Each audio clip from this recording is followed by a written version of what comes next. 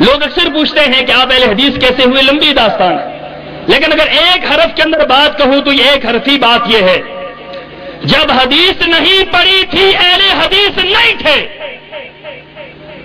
جب حدیث نہیں پڑھی تھی اہل حدیث نہیں تھے۔ اہل حدیث اس وقت بنے، نکلے حدیث پڑھنے کے لیے کہ اب حدیث کو پڑھیں گے اور حدیث پڑھ کر اہل حدیث کا مقابلہ کریں گے۔ حدیث کس لیے پڑھیں گے؟ اہل حدیث کا مقابلہ کریں گے۔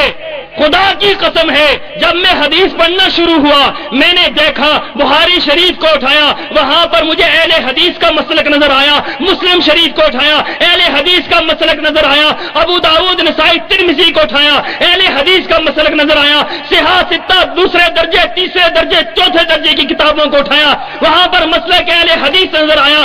جو میں حدیث کی کتابوں کو پڑھتا رہا، مسلک اہل حدیث کھلتا رہا۔ اگر ایک بات کے اندر میں اپنی داستان بیان کروں تو یہ بات میں کہہ سکتا ہوں، جب میں نے حدیث نہیں پڑھی تھی میں اہل حدیث نہیں تھا، جب میں نے حدیث پڑھنی شروع کی اللہ نے اس کی برکت سے مجھے اہل حدیث بنا دیا۔ تکبیر!